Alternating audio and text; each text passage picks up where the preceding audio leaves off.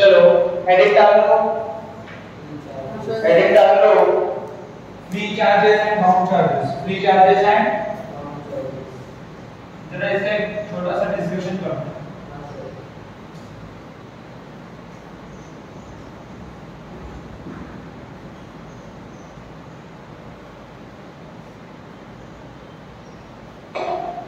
Free charges हो गया, heading डाल दिया, यहां सुनो बाद में लिखना, ठीक है। फ्री चार्जेस मैंने बोला यही चार्ज कैरियर होते हैं जो इलेक्ट्रिसिटी की सप्लाई करने में मदद करते हैं, इनके वजह से इलेक्ट्रिसिटी फ्लो होता है। तो ये मेटल्स में ज्यादा पाए जाते हैं और इंसुलेटर्स में ये नहीं होते, बिल्कुल नहीं होते, क्योंकि इंसुलेटर के अंदर से इलेक्ट्रिसिटी जरा भी पास डिपेंड करता है ना। अब फ्री चार्जेस ज्यादा कहां मिलेंगे? मेटल। तो पहले सोडियम के एग्जांपल से शुरू करें। सोडियम क्या है? सोडियम मेटल, ठीक है ना। Na के एग्जांपल से शुरू करें। अगर आपको पता होगा तो सोडियम के अंदर 11 इलेक्ट्रॉन और 11 प्रोटॉन होता है। 11 इलेक्ट्रॉन और 11 प्रोटॉन होता है। अगर सोडियम का न्यूट्रल एलिमेंट लिया तो if number of electron is number equal to number of proton। अगर मैं सोडियम का एटम बनाऊं, एटम में क्या होता है? न्यूक्लियस और उसके आसपास घूमने वाले इलेक्ट्रॉन। न्यूक्लियस के अंदर न्यूट्रॉन और प्रोटॉन होता है और आसपास इलेक्ट्रॉन घूमता है, वही एटम होता है।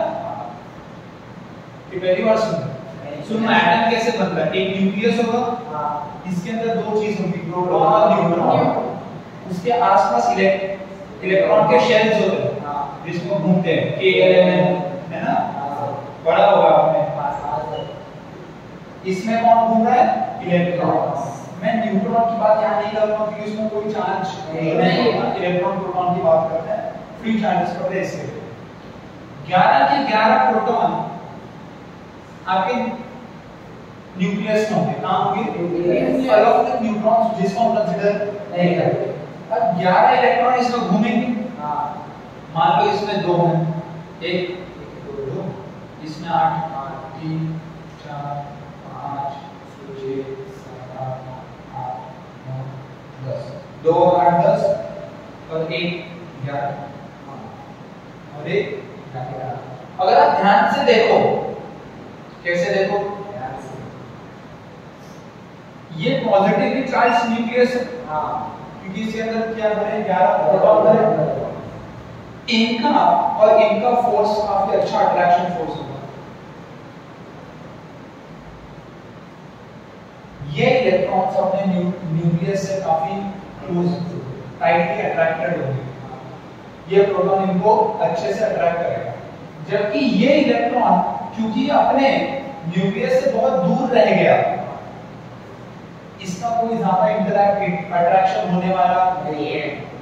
ये न्यूक्लियस से बहुत ज्यादा अट्रैक्टेड रहने वाला नहीं है क्योंकि ये दूर अकेले रहेगा, इसका प्यार इन दोनों के बीच में कोई ज्यादा प्यार नहीं है। यही इसको हम वैलेंस इलेक्ट्रॉन बोलते हैं। क्या बोलते हैं? इसको वैलेंस शेल बोलते हैं, आपको पता होगा है ना, जो आउटर मोस्ट शेल होता है, जो आउटर मोस्ट शेल का सबसे आउटर मोस्ट इलेक्ट्रॉन वो आपका वैलेंस इलेक्ट्रॉन। इसी को हम फ्री चार्ज बोलते हैं या फ्री इलेक्ट्रॉन बोलते हैं। इसी को क्या बोलते हैं? Free electron. होगा क्या?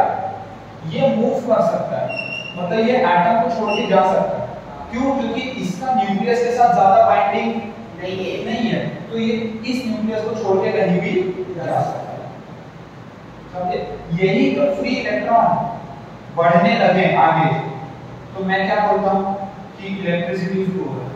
इलेक्ट्रिसिटी फ्लो हो रहा है, जब इलेक्ट्रॉन यहाँ बढ़ रहे तो इलेक्ट्रिसिटी यहाँ, ये तो पता होगा ना। चार्जेस जहाँ जाते हैं उसके ऑपोजिट इलेक्ट्रिसिटी चल रहा है, ऐसा हमने अज्यूम किया।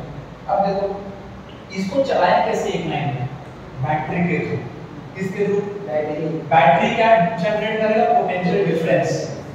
बैटरी क्या जनरेट करेगा? Potential difference. अगर आपको पता होगा तो पोटेंशियल डिफरेंस है मतलब इलेक्ट्रिक फील्ड लग रहा है, मतलब इलेक्ट्रिक फील्ड में इलेक्ट्रॉन्स भागेंगे। इलेक्ट्रिक फील्ड में इलेक्ट्रॉन्स भागेंगे। देखो मैं क्या करूंगा, बैटरी का नेगेटिव और पॉजिटिव ऐसे अटैच कर दूंगा, इलेक्ट्रॉन नेगेटिव साइड से दूर भागेगा और पॉजिटिव साइड की तरफ भागेगा, और आपको पता है कि करंट पॉजिटिव से नेगेटिव जाता है। अब समझे कि करंट बनता कैसे? यही, ये तो मैंने एक सोडियम एटम लिया ना, ऐसे बहुत सारे होंगे।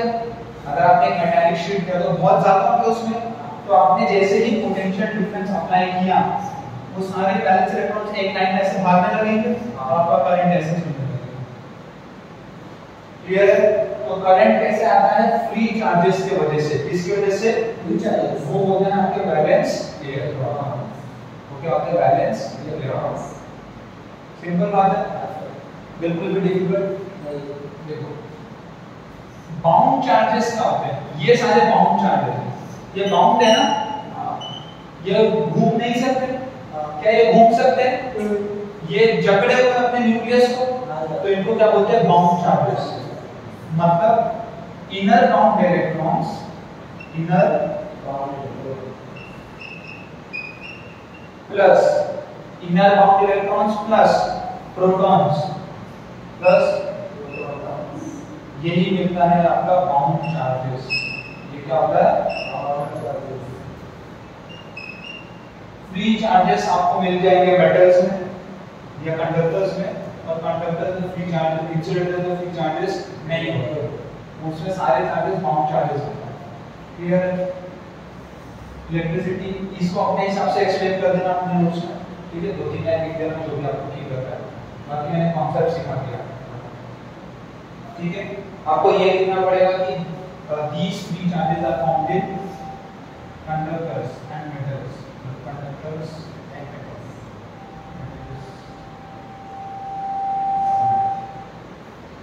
कंडक्टर्स और मेटल्स में ये फ्री चार्जेस ज्यादा पाए जाते हैं, ये आपको पता होना चाहिए।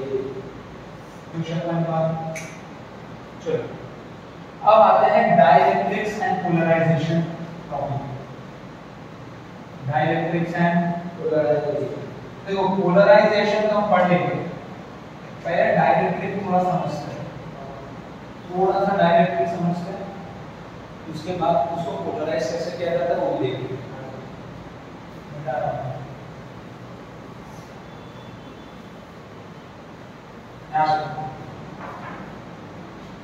डाइइलेक्ट्रिक्स, डाइइलेक्ट्रिक्स मतलब, डाइइलेक्ट्रिक मतलब क्या होता है?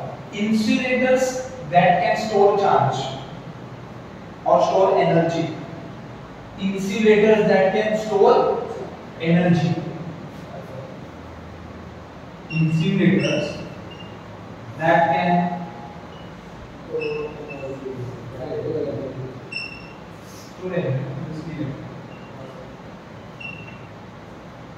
ये इंसुलेटर है, तो क्या इसके अंदर से करंट पास होगा? इंसुलेटर है ना, अंदर से पास कंडक्टर में होता है, इंसुलेटर में करंट पास नहीं होता, लेकिन ये स्टोर कर सकता है इलेक्ट्रिकल एनर्जी, ये स्टोर कर सकता है। इसके बहुत सारे एप्लीकेशंस है, देखिए कि बैटरी का काम मेन क्या होता है? पोटेंशियल डिफरेंस याद है ना, उसके अंदर कैपेसिटर होता है, यही काम करता है, एनर्जी स्टोर करता है। लेकिन बैटरी का मेन काम क्या है? पोटेंशियल डिफरेंस है। समझे? डाइइलेक्ट्रिक मतलब वैसे इंसुलेटर्स जो एनर्जी को स्टोर कर सके। तो आपके पास एक इंसुलेटिंग मटेरियल होगा जिससे आप डाइइलेक्ट्रिक बना सकते हो। डाइइलेक्ट्रिक के दो टाइप है, पोलर डाइइलेक्ट्रिक, दोनों ये है, पोलर डाइइलेक्ट्रिक और non polar dielectric. Polar dielectric और non polar dielectric.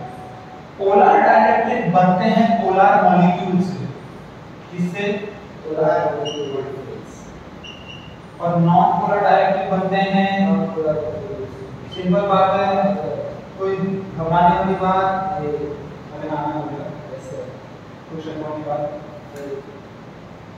Polar dielectric बनते हैं पोलर मॉलिक्यूल से और नॉन पोलर डाइइलेक्ट्रिक बनते हैं नॉन पोलर। अब पोलर मॉलिक्यूल्स को थोड़ा अच्छे से समझते हैं, ध्यान से सुनना क्या है, इसी को मिला के आपका पोलर डाइइलेक्ट्रिक बन जाएगा। डाइइलेक्ट्रिक है क्या? एक इंसुलेटर जो एनर्जी को स्टोर कर सकता है, उसके अंदर इंसुलेटर मतलब कोई मटेरियल होगा, उसके अंदर एटम्स होंगे, वो एटम्स कैसे होने चाहिए, वो मॉलिक्यूल कैसा होना चाहिए। अब ध्यान से सुन रहे हो बात, पहले डिस्कशन करते हैं पोलर डाइइलेक्ट्रिक्स, और वो किससे बनते हैं, पोलर डाइइलेक्ट्रिक्स। पोलर डाइइलेक्ट्रिक्स किससे बनते हैं, पोलर मॉलिक्यूल्स। किससे बनते हैं, पोलर मॉलिक्यूल्स। मैंने आपको अभी बताया ये एटम है, एटम के अंदर न्यूक्लियस है, और ये इलेक्ट्रॉन के रिंग्स हैं या शेल्स जहां पे घूम रहे हैं, केएलएन याद है, नहीं याद। अगर आप ध्यान से देखो तो अंदर प्रोटॉन्स है, न्यूट्रॉन्स भी होंगे, प्रोटॉन से रहते हैं, प्रोटॉन्स है, यहाँ पे इलेक्ट्रॉन देखा था हमने,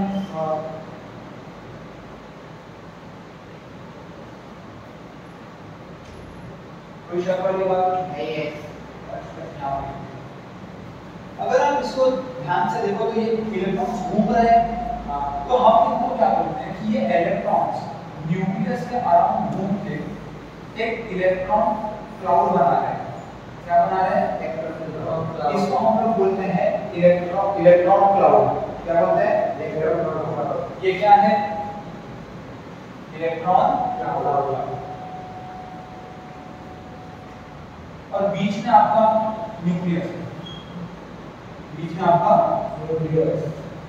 अब देखो ध्यान से सुनना, इलेक्ट्रॉन के पास मास होता है, डिस्कस कर चुके हैं, भले छोटा होता है लेकिन होता है, और प्रोटॉन के पास भी मास है। अगर मैं ये एक एटम है, ये क्या है, एटम, एक एटम, एक मॉलिक्यूल नहीं है, ये क्या है, एटम। जैसे HCl में, इसमें HCl एक हाइड्रोजन एटम है और एक क्लोरीन एटम है। HCl एक मॉलिक्यूल है, HCl क्या है, मॉलिक्यूल है, एक हाइड्रोजन लिया तो वो क्या बचा, एटम। तो ऐसे ये एक एटम है, एक मॉलिक्यूल के अंदर एक एटम भी हो सकता है और मल्टीपल एटम भी हो सकते हैं। तो मैं मॉलिक्यूल की बात कर रहा हूँ, किसकी, मॉलिक्यूल की। मैंने समझ लो सिर्फ एक हाइड्रोजन एटम लिया है, मान लो मेरा हाइपोथेटिकल एक वही मॉलिक्यूल है। मैं क्या करूंगा, मैं सेंटर ऑफ मास निकालूंगा, ऑफ पॉजिटिव मास है नेगेटिव चार्ज, पॉजिटिव चार्ज है नेगेटिव चार्ज। ये पॉजिटिव चार्ज का सेंटर ऑफ मास आएगा, और ये नेगेटिव का भी सेंटर ऑफ मास आएगा। अभी दोनों देखने में लग रहा है कि ओवरलैप कर रहे हैं, यहीं पे पॉजिटिव का भी सेंटर ऑफ मास और यहीं पे नेगेटिव का भी सेंटर ऑफ मास। ये तब ओवरलैप कर रहा है कि मैंने जब सिर्फ सिंगल एटम बनाया, तो क्या कभी मॉलिक्यूल में सिंगल एटम होगा, नहीं, एक से ज्यादा ही एटम्स होंगे, तो ओवरऑल ऐसे बहुत सारे एटम्स मिलेंगे। ओवरऑल बहुत सारे एटम्स मिलेंगे, बहुत सारे इलेक्ट्रॉनिक क्लाउड्स बनेंगे, बहुत सारे न्यूक्लियस बनेंगे। उन सब का क्या हो गया, इसको हम लोग भूलेंगे यार, ऐसा पता नहीं, आप भी पता नहीं,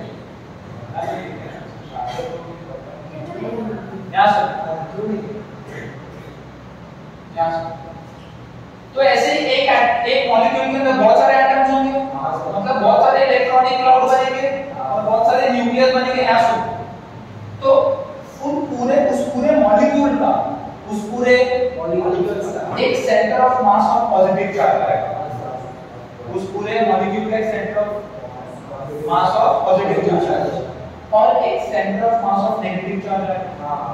अगर दोनों सेम पॉइंट नहीं है, अगर दोनों सेम पॉइंट नहीं है, मतलब centre of mass of negative यहाँ है और centre of mass of positive, तो इसी को हम बोलते हैं पोलर मॉलिक्यूल्स। इसी को क्या बोलते हैं, पोलर मॉलिक्यूल्स। ये डाइपोल बन गया, हां, ये क्या बन गया, डाइपोल, डाइपोल बन गया। ये डाइपोल बन गया मतलब ये पोलर मॉलिक्यूल, ये क्या है, पोलर मॉलिक्यूल्स। समझे? तो condition for polar molecules simple एक ही लाइन में लिख देता हूं, पोलर मॉलिक्यूल्स। पोलर मॉलिक्यूल्स ऐसे मॉलिक्यूल्स हैं जिनका centre of mass of positive charge is not equal to center of mass of molecule.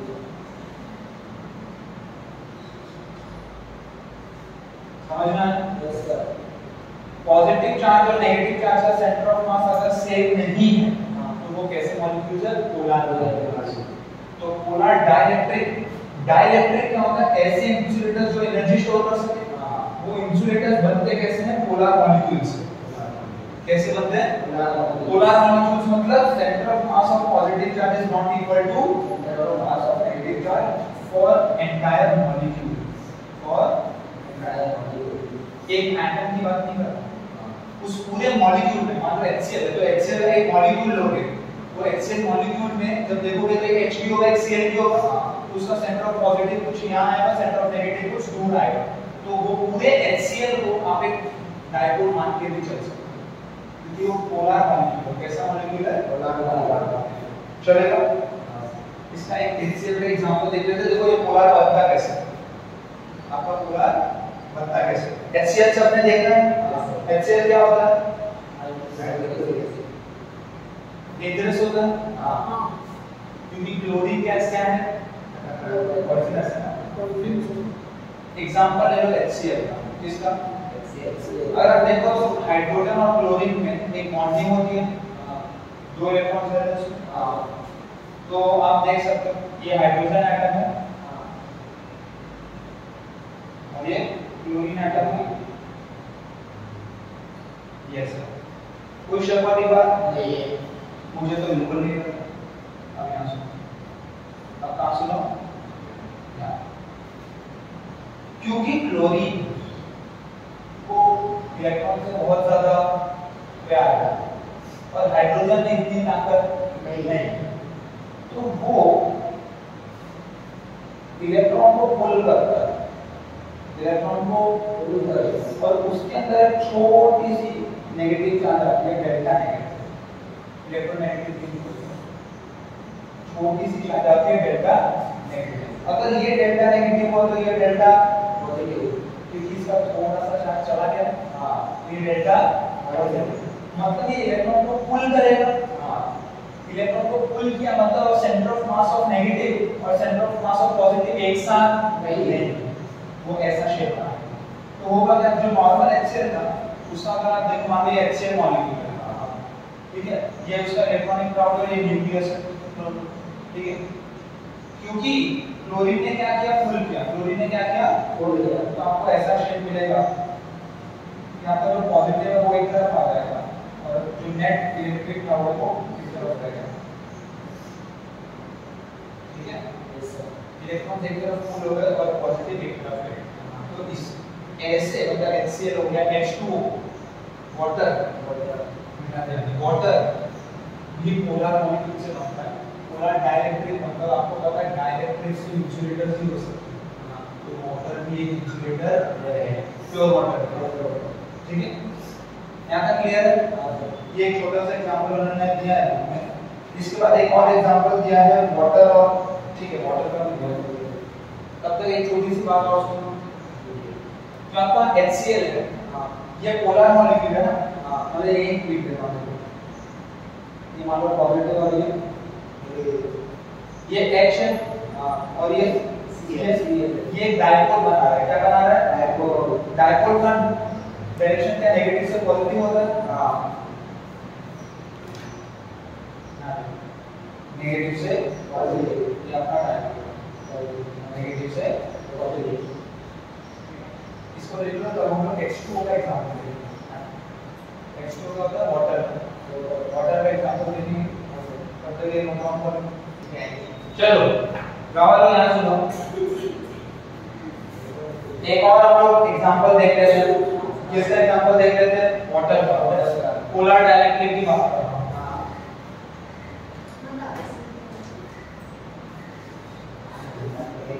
Water किससे बनता है? H2O से। वाटर किससे बनता है? H2O। H2O। अगर आप ध्यान से देखो तो वाटर मॉलिक्यूल ऐसा दिखता है। हाँ, इसमें लगभग 105 डिग्री होता है, मतलब 104.9 समथिंग होता है। अप्रोक्सीमेट कितना होता है 105 डिग्री। अगर आप देखो तो ये ऑक्सीजन हाइड्रोजन का इलेक्ट्रॉन पुल कर लेगा, ऑक्सीजन हाइड्रोजन का इलेक्ट्रॉन पुल करके डेल्टा नेगेटिव बन जाएगा, ये डेल्टा पॉजिटिव और ये डेल्टा पॉजिटिव। तो अगर आप ध्यान से देखो तो ये नेगेटिव चार्ज और पॉजिटिव चार्ज डायपोल बन रहा है। मान लो ये डायपोल P1 ऐसा, अगर वेक्टर्स आपने थोड़ा भी पढ़ा होगा तो अगर P1 वेक्टर कैसा है, P2 वेक्टर कैसा है, तो उनका नेट कैसा है, P3 है ना, उनका नेट ऐड करने पे ऐसा है। तो यहाँ पे जो नेट डायपोल मोमेंट है वो ऐसा है, नेट डायपोल मोमेंट कैसा है, ऐसा, इस डायरेक्शन। इसीलिए इसको पोलर मॉलिक्यूल बोलते हैं, क्योंकि ये डायपोल मोमेंट बनाता है। क्या बनाता है, डायपोल मोमेंट। ठीक है, तो ये बेसिक बात आपको पता होनी चाहिए। आपके बुक में शायद बोला करके दे दिया, ठीक है, ऐसा दे दिया। ये सिंगल बॉन्ड है, डबल बॉन्ड है, ऑक्सीजन के साथ बॉन्ड है, ऑक्सीजन के साथ वो बॉन्ड बनाता है, सिंगल बॉन्ड है। और एक ऐसा रहता है, एक हाइड्रोजन ऐसा बना है और एक हाइड्रोजन ऐसा, ये वो है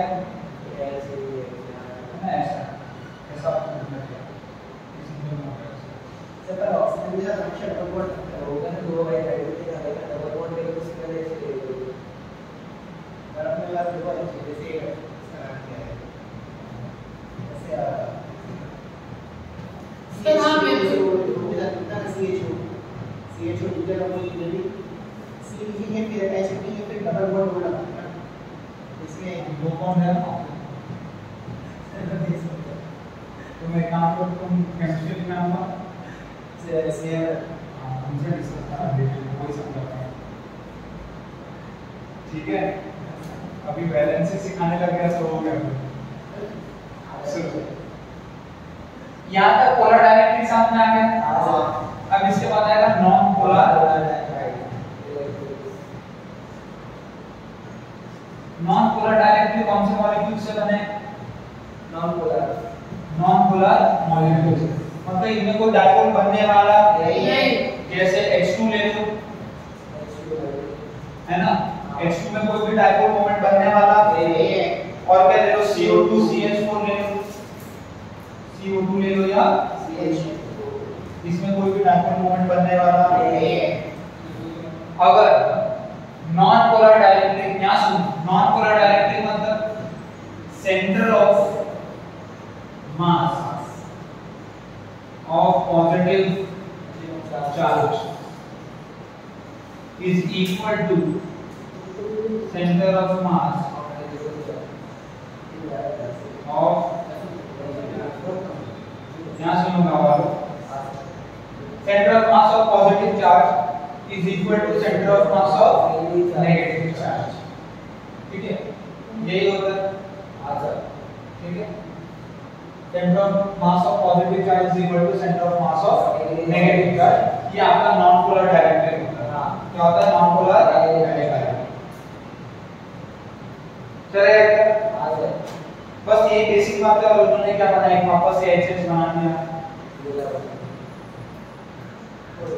और एक उन्होंने शायद CO2 भी बनाया, उसकी ऐसा है, वो ऐसा है,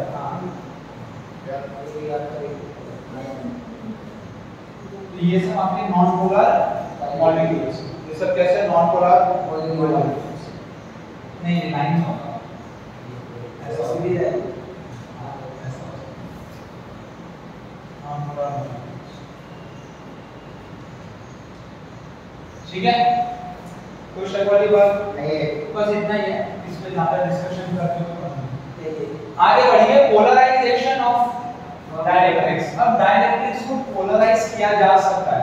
ये नॉन पोलर डाइलेक्ट्रिक है, मैं इसको भी पोलराइज कर सकता हूं यूजिंग इलेक्ट्रिक फील्ड। और जो पोलराइज्ड होता है, जो ऑलरेडी अपना नॉन पोलर डाइलेक्ट्रिक है, एक पोलर डाइलेक्ट्रिक भी है, उसमें भी दरअसल शुरू में कोई भी डाइपोल मोमेंट नहीं था। वो मैं समझाऊंगा कैसे, ध्यान से सुनना। Polarization of polarization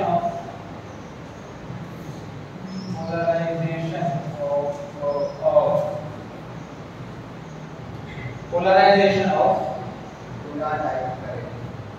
non polar dielectric बोले थे polarization of non polar dielectric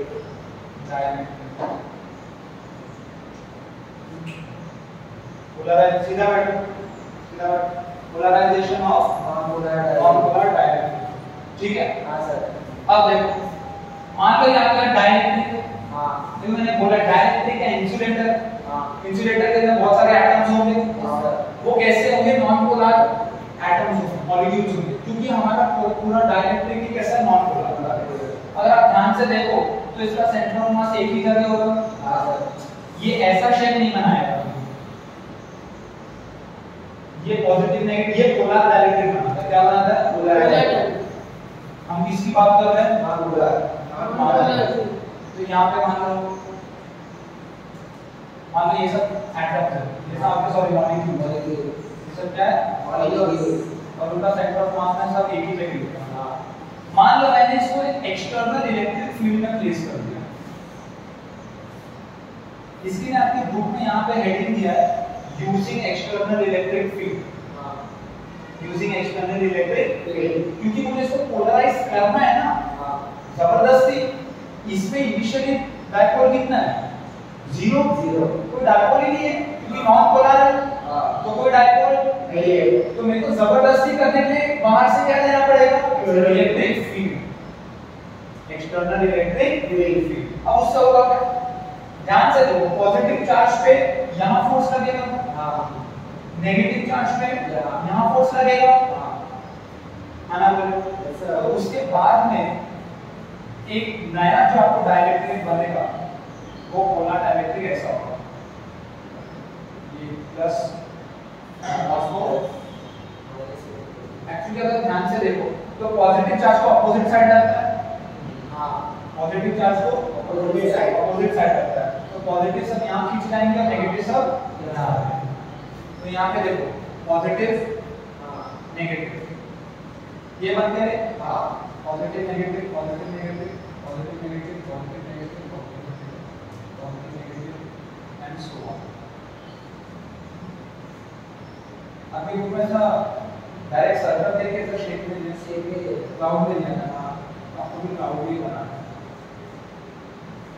तो शक्ल बात नहीं है मतलब आपने यहाँ पे डाइपोल को इंड्यूस किया है पहले डाइपोल नहीं था जबरदस्ती लाया गया therefore dipoles are induced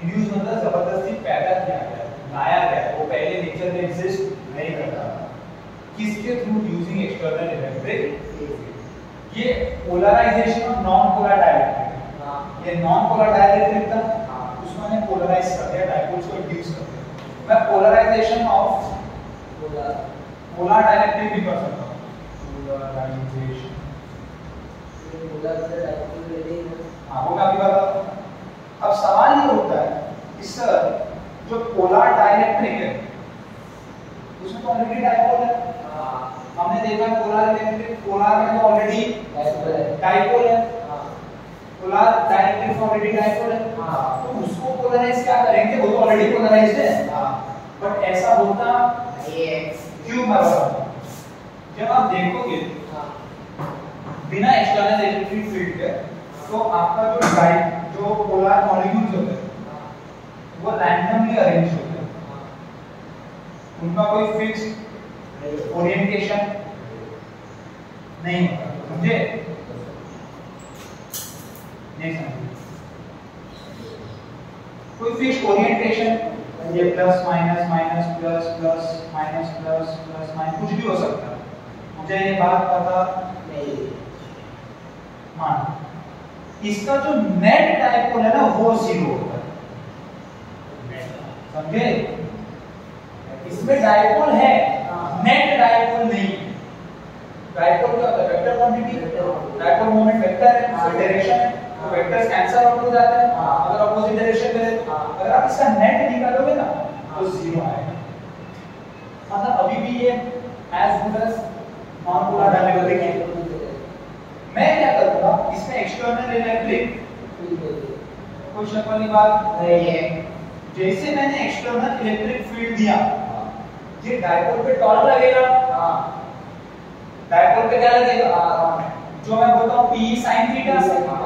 अगर ये E है और ये P है तो इस पे टॉर्क क्या लगेगा? P sin theta. ये हम लोग पहले देख चुके हैं।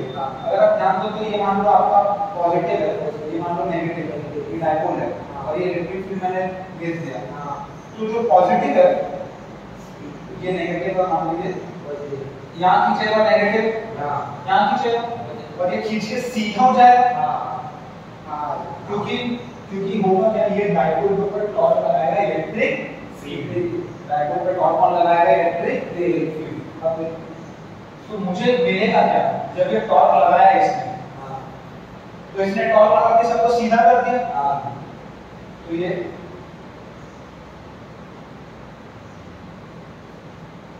क्या ये ऊपर जैसा ही है? यानी कि चाहे पोलर हो या नॉन पोलर, पोलराइजेशन का रिजल्ट सेम आएगा। पोलराइजेशन के बाद रिजल्ट सेम आएगा। क्लियर? आना बोले पोलराइजेशन के बाद रिजल्ट। तो यहाँ पे P नेट क्या था? 0 था और यहाँ पे कुछ आपकी P नेट की कोई वैल्यू आ जाएगी, वो अब 0 नहीं। तो मैंने पोलर डाइलेक्ट्रिक को पोलराइज किया, क्योंकि पोलर डाइलेक्ट्रिक में बाय डिफॉल्ट डायपोल नहीं होता है इंडिविजुअल मॉलिक्यूल्स का, लेकिन जो नेट होता है वो 0 होता है। तो वो as good as non polar dielectric है।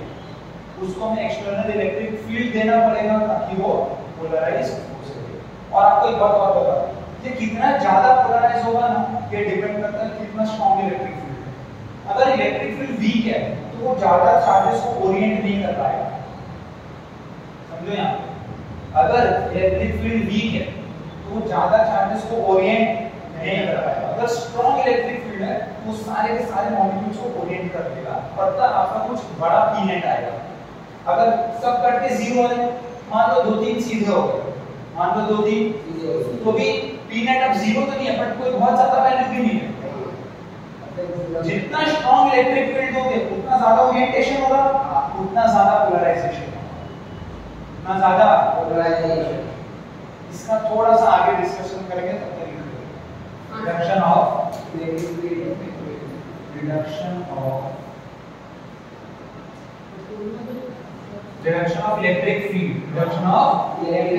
देखो टॉपिक का नाम से आपको समझ में आना चाहिए आपको क्या काम करना है। बड़े बड़े नाम है ना तो उल्टा फायदा है कि वो नाम के अंदर ज्यादा डिस्क्रिप्शन दे रहे हैं। क्या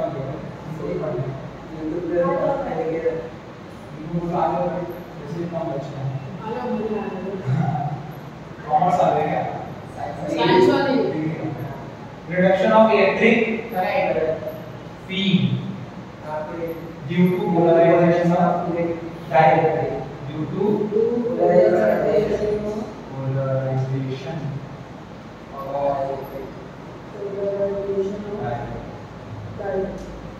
आना ना बोलिए क्वेश्चन वाली बात नहीं। Reduction of electric field due to polarization of dielectric. नाम समझो क्या है, पोलराइजेशन ऑफ डाइलेक्ट्रिक हो रहा है। हाँ, अब वो डाइलेक्ट्रिक पोलर हो नॉन पोलर हो उससे फर्क नहीं पड़ता, क्योंकि दोनों का रिजल्ट सेम, दोनों को पोलराइज करके रिजल्ट सेम आएगा, दोनों को पोलराइज करके रिजल्ट सेम आएगा। तो कौन सा डाइलेक्ट्रिक है उससे कोई फर्क नहीं पड़ता। मैंने उसको पोलराइज कर दिया, अब मैं देखता हूं कि इलेक्ट्रिक फील्ड पे क्या फर्क पड़ेगा। अब देखो ये आपका डाइलेक्ट्रिक है, इसके अंदर plus minus plus minus plus minus plus minus आना वो कोई शक वाली बात नहीं। अगर आप ध्यान से देखो तो ये माइनस प्लस एक दूसरे को कैंसिल आउट कर देंगे। हाँ, और ये माइनस प्लस एक दूसरे को कैंसिल आउट कर देंगे, कैंसिल आउट। हाँ, माइनस प्लस चार्ज है ना, और माइनस प्लस चार्ज है। तो अगर मैं देखूं तो मैं इनको हटा सकता हूं, तो क्या कर सकता हूं, अरे एक दूसरे को नलिफाई कर देंगे। हां, कोई इफेक्ट होने वाला नहीं है, नहीं समझे। तो एक काम करता हूं, यहां भी लिख देता हूं, आगे डायग्राम में हटा देता हूं।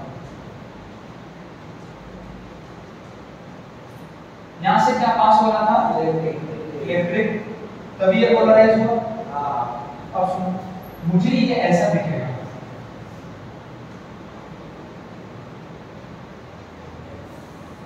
ये नेगेटिव और ये पॉजिटिव, बीच वाले सारे नलिफाई हो गए। हाँ क्या एक्सटर्नल इलेक्ट्रिक फील्ड है?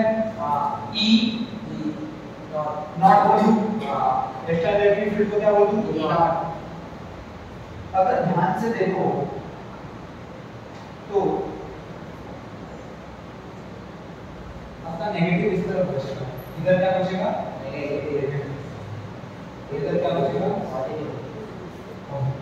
ठीक है, तो ये उल्टा बना है। यहाँ पे क्या होगा? नेगेटिव है पॉजिटिव, ये एक इलेक्ट्रिक फील्ड बनाएगा अंदर, अंदर भी तो एक नया इलेक्ट्रिक फील्ड जनरेट होगा due to this charges, due to this charges. मान लो ये मैं क्या बोलूं? E dash. अब के बुक के हिसाब से नहीं था, बुक के हिसाब से E नेट को E डैश लिखा गया है, इधर E डैश लिखा, ठीक है। तो ये E नॉट है, E डैश है। क्या electric field inside of dielectric electric field decreases, क्योंकि अब एक अपोजिंग इलेक्ट्रिक फील्ड जनरेट होगा ना, तो जो नेट बनेगा, जो E नेट होगा क्या वो E not minus E dash होगा। हाँ ना बोले? Yes sir. इसका एक और फॉर्मूला है कि जो E नेट बनेगा वो E नॉट अपॉन K बनेगा, E नॉट अपॉन K बनेगा। ये बात आपको पता होनी चाहिए। मतलब रेड्यूस हो रहा है ना, रेड्यूस होके कम होगा, तो कितना गुना कम हो रहा है उसको हम लोग K से भी रिप्रेजेंट कर सकते हैं, जहाँ पे K आपका डायइलेक्ट्रिक कांस्टेंट है। K क्या है? Dielectric constant. इसकी काफी चर्चा हम लोग कर चुके हैं। जो होता है एप्सिलॉन अपॉन एप्सिलॉन नॉट, ठीक है। अब मैंने आपको बताया था, देखो पोलराइजेशन मेजर कैसे करते हैं, ध्यान से सुनो। मैं यहाँ पे एक छोटा सा वॉल्यूम लूंगा, क्या लूंगा? वॉल्यूम, और देखूंगा कि कितने डायपोल बन रहे हैं, कितने इंड्यूस हो रहे हैं, और उससे अंदाजा लगाऊंगा कि कितना ज्यादा पोलराइजेशन हुआ है। तो पोलराइजेशन क्या? Polarization is nothing but dipole moment divided by volume. given volume के लिए कितना डायपोल मोमेंट पैदा होगा उसी को पोलराइजेशन। और मैंने आपको बताया था कि जो पोलराइजेशन है capital P that is directly proportional to electric field, that is directly proportional to electric field, मतलब that is equal to chi E electric field. इसको हम लोग chi बोलते हैं, CHI क्या बोलते हैं? chi। E लिखा क्योंकि इलेक्ट्रिक फील्ड के लिए स्टडी कर रहे हैं। इसको हम लोग बोलते हैं ससेप्टिबिलिटी, इलेक्ट्रिकल ससेप्टिबिलिटी। क्या बोलते हैं? Electrical susceptibility.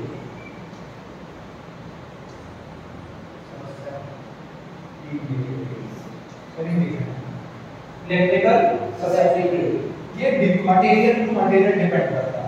ये किस पे डिपेंड करता है? Material to material. ये बेसिकली ये बताता है कि कौन सा मटेरियल कितने आसानी से पोलराइज हो सकता है।